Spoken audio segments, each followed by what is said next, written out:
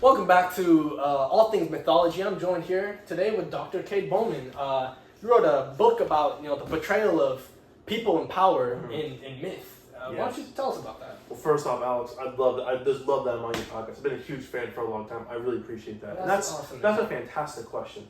So, I obviously studied mythology, these epic poems, for a long time. I particularly was looking at Greek and Roman mythology and kind of the portrayal of people in power. And more so how we see, like, in stories, you don't normally see someone in power, a god or a mighty king, portrayed as like someone who's selfish, childish, or kind of makes the wrong decisions. And if you do see that point of view, they normally are followed up with consequences. However, you see a very strange theme where this isn't always the fact. In myth sometimes you kind of see them not get followed up with consequences. Do you have any examples for us? A great example is going to be the two first examples pop immediately into my mind. Is Juno, which is Hera, Of course. queen of the gods, one of the highest beings there is. Yeah, Zeus's wife. Zeus's wife. Yeah. Everyone knows her. Everyone She knows is that, one of the top dogs. Yeah. However, she hates an entire people, the Trojan people, for one decision one dude made. What was that? What was that one? Essentially, decision? he was proposed a question between Aphrodite or Juno, or Venus as her Roman name. And he was asked, who is more beautiful? Oh. He answered Venus, Aphrodite. Now, if you're a normal person, you're like, okay, that sucks. I lost a beauty contest. Right. That hurts my self-esteem. I might be a little ticked off. No, she despised every single Trojan from then on and made it her personal mission to try her best to make sure they couldn't get home, couldn't complete just their despite goals. this one man. She hates the entire Trojans. Oh, everyone was Trojan. Because of his. Yes, because he was Trojan. Wow. Yes, which is really interesting to see because she's the queen of the gods. Yeah, She's a holy being. Like, she's supposed to be like a god. People look up to her, make sacrifices. This is something powerful. And here she's big childish. Like, this is actually childish. Like, there was no great wrong done to her. However, she's resulted in the loss of life significantly, and it has done much torment, mainly to the character Aeneas from the Aeneid, where we see this consistent theme of her trying to detour him in any way, shape, possible. Right. And the other one I brought up was King Agamemnon. This is one I personally care very much about because I think it gets very overlooked. But essentially, this guy is one of the mighty kings of one of the Greek areas. Big time king. We consistently see this guy make a bad decision, a wrong decision, not a good decision. He killed his own daughter, didn't he? He killed his own daughter. Yeah, for what? To go to war. It's pretty much the justification for it. He wanted to go to war. He wanted the glory. He wanted the chaos, I believe, if I remember correctly, is what it is. Which essentially he wants the glory. He wants to achieve that in this Trojan War. So he kills his own daughter.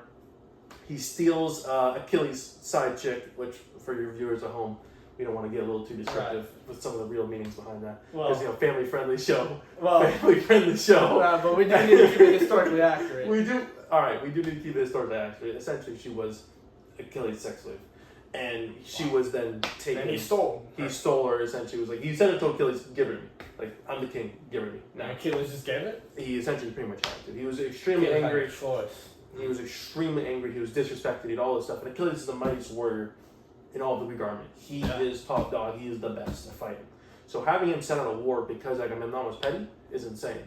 He then resulted in the loss of a lot of Greek life that could have been prevented by shortening the war. Because realistically, Achilles isn't. This all because Agamemnon was lustful. Yes, 100%. Right, and he's a king. And he is a king. People fight and die for this man. Yes. And look at him. And here he is. This other side of him. Yep. This weak side. That's a great way to view it. Yep.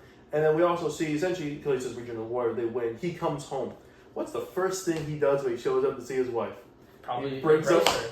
Embrace her, right? Nope. He shows up with a side piece. In front of his own wife? In front of his own wife. Oh, wow. No. Yep. So not a really good look. So already again, this guy he killed his own daughter. Horrible. Killed his own daughter. He cheats on his wife. Cheats on his wife. He then shows up in front of his wife with a side chick.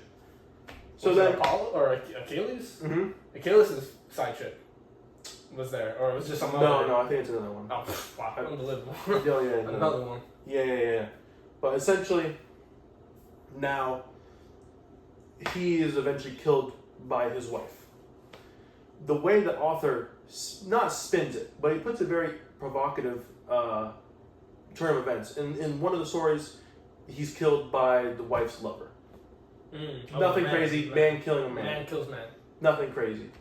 However, in this one, a woman or a wife kills her husband. Kills her husband. And this was very, very upsetting for the Athenian audience that was listening to the story, because this is unheard of. No, right. A woman killing a man. This doesn't happen. A wife killing a husband. Wife killing a husband. That's wrong. It's essentially a woman acting like a man. So it's like they'll only focus on that now. Mm-hmm. Like, oh. It kind of pushes Agamemnon's death kind of to the side, and it's more so the focus of, wow, look what this woman did. Oh, this yeah. is insane. This is so unheard of. All his misdeeds are almost swept under the rug. It really does feel like that. Everyone's just focusing on this terrible act. The wife Exactly. killing husband. Exactly. So all their thoughts immediately go to that, and they're like, oh my, that's when everyone leaves that theater, that is what's going to be on their mind. Not, look at Agamemnon, this dude's a dirtbag. He did A, X, Y, B, Z, G, D. Like the list really goes on. He deserved what he got. His wife was just for killing him. Like he killed their only daughter. Like that's messed up alone. But the author had different. The author really wanted to make the Athenian audience challenged with like the idea of a woman killing a man. So it was that aspect. I don't know 100% if that's was his main goal, was to kind of shadow like, look, Agamemnon didn't do anything. I don't think that was his main goal, but it is something that we end up seeing a result of it, because that does become the focus of his death. It's not the focus of he deserved this, he was a bad guy. It's now, look what this woman did. Oh my lord. Right. But we see a similar theme in a lot of other things. We see this also with Hades, when he took Persephone to the underworld. Essentially, Zeus buried off a girl without any consent to her or the mother. Descend to Hades. Yep. He sent him down to the underworld, and essentially, again, for your PG audience, it's not very good. It's very graphic. Right. But it gets very interesting. But essentially, and what was Hades' punishment? Hades' punishment is he can't see her for a couple months out of the year. For a lot of months of the year. He gets her for like 3 to 4 months or whatever. That's his punishment. That's his not even a punishment. It's like an agreement, because he has to give her back. Right, and these are gods that people pray to. Gods. Remember that. It's just an interesting comparison. Because you see in a lot of other religions, you don't really see this like godly figure being shown in like a bad light. Like you see like Christianity, or you look at like Islam, and they view Allah or the Prophet Muhammad or Jesus in a very good light. They're consistently viewed in a good light. It's just very interesting to me. It is very interesting. I think we're about time to wrap up this episode. Actually. I really appreciate you having me on this episode. I really thank you. It was a blast. I had a great time. I'm so glad you could come down. It was a pleasure. Thank you. And thank you. All right, and tune in next week for more mythology.